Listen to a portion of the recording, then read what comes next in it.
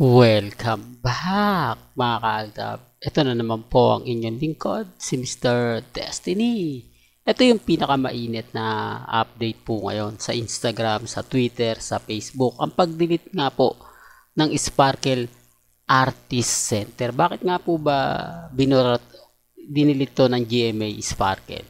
Mga bagay-bagay na talagang mapapaisip naman po kayo.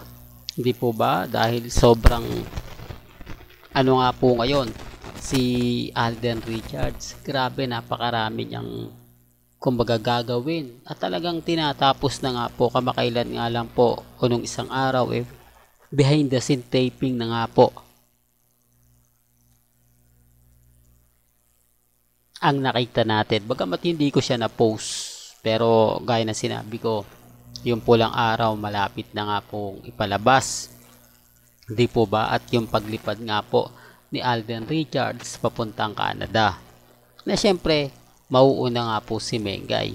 Di po ba? Maraming nagre-react dito ang mga kaaldab na hindi daw po pupunta si Maine. Okay lang. Sabi ko nga po sa inyo, tignan na lang po natin. Di po ba? Once na mawala si Mengay ng web ng Biyernes at Sabado, matik na yan. Di ba? Matik na yan. Kasi nandun naman siya ng Monday, Tuesday, Wednesday. Pero pagdating ng Monday, Tuesday, Wednesday, pero wala po siya ng Thursday, Friday, Sabado, matik na yon. Kaya sabi ko sa inyo, kung updated po kayo, mas madali nyo pong magigets yung pinupunto natin. Di po ba na gaya nga po na sinabi natin, post naman po yan ni Mengay. Although tinatabunan po nila kasi nagamit po natin na magbabakasyon. Although totoo naman po yung sinasabi ng iba na wala naman po talaga nakalagay. Hindi po doon nakalagay kung saan nga po ba magbabakasyon si Mengay. Hindi naman doon nakalagay kung out of town lang o bahay lang po para magpahinga. Ginawan lang daw po natin ang issue. Di po ba? Totoo naman po kumbaga kasi, saan ka naman kasi magbabakasyon? At bakit ang tema ng post mo ay magbabakasyon? Di po ba? Siyempre, hindi naman po pwedeng magbabakasyon ka sa bahay mo. Siyempre, sa ibang lugar yon. Pwedeng out of town at pwede rin po sa ibang bansa. Kaya lang po, mga kaaldab, pag sa ibang bansa, matik na yan, mag-e-edit po sila. Magpo-post po sila na si Congressman at si Mengay yung magkasama. Di po ba? Matik na yan. Tapos sasabihin nila na ito yung post. Pero kita nyo ang daming post ngayon sa social media na about sa kasal ni Congressman at ni Maine. Di po ba? Nasunod-sunod nga po yung pagpo-post kasi ilang araw na lang naman po. Di po ba? Malapit na, 20 na ngayon. 22, 23.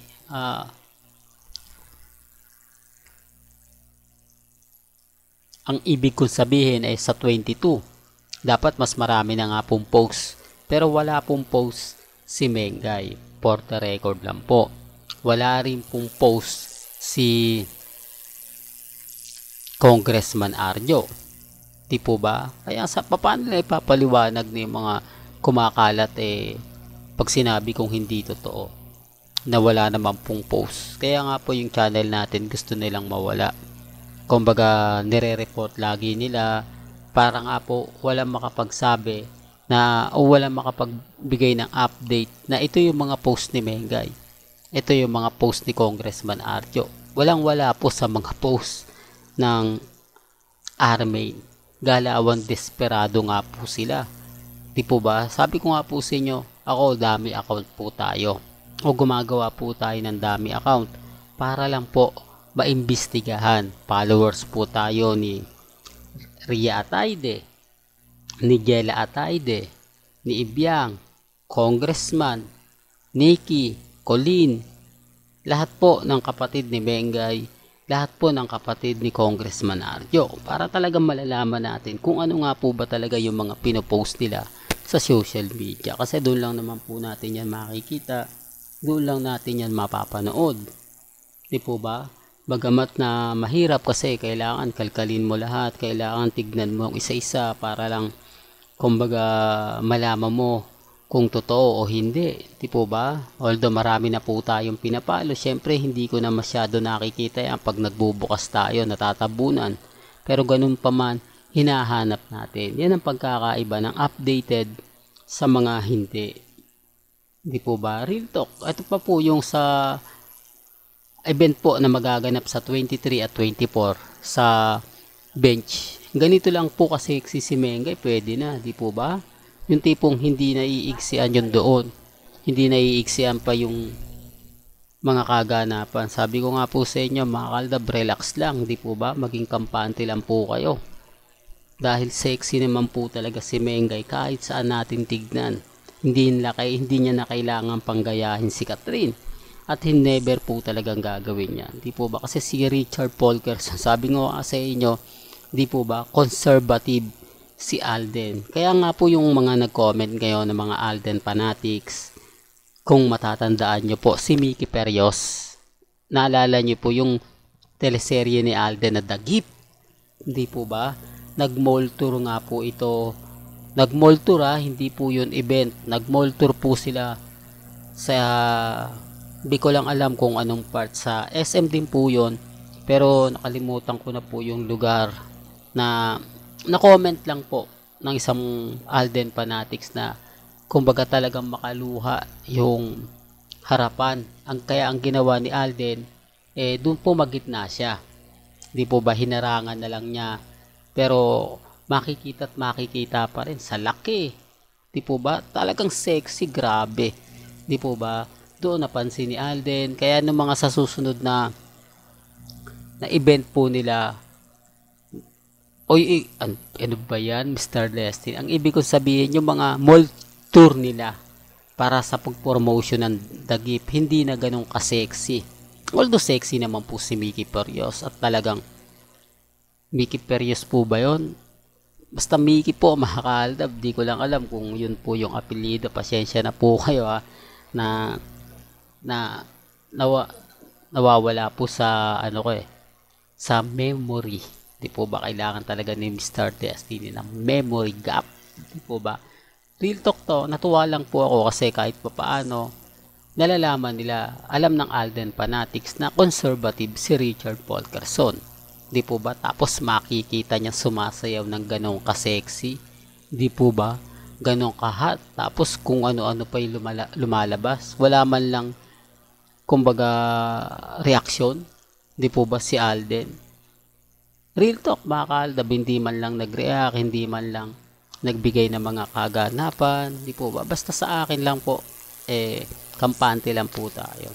Lalo na po ngayon, naramdam natin na malapit na. Di po ba? Divorce na nga lang po yung hinihintay ko, no? Sabi nila. Pero hindi naman po talaga totoo. Matik na yan. Kasi kung titignan nyo po, yung mga ganitong first year anniversary, excited na po sila niyan. Marami ng post, marami ng komento. Hindi po ba? Tignan nyo kay Maha at kay Rambo. Kaya lang po, ito nga po sabi nila kapag kinukumpara ko si Maha at si Rambo, dahil kita nyo naman po ang daming post ni Rambo at ni Maha, wag ko daw pong ikumpara kasi nga po raw si Maha o si Rambo negosyante, si Congressman Arjo o si Arjo nasa kongreso, talagang medyo daw yon, yung tipong puro trabaho. At si Mengay naman po raw araw-araw may noontime show. Si Maha wala naman daw po. Di po ba? Kaya hindi muna sila po pwedeng magkaroon ng anak. Kaya nga sabi ko sa inyo, kaya nga po di po ba nagpakasal?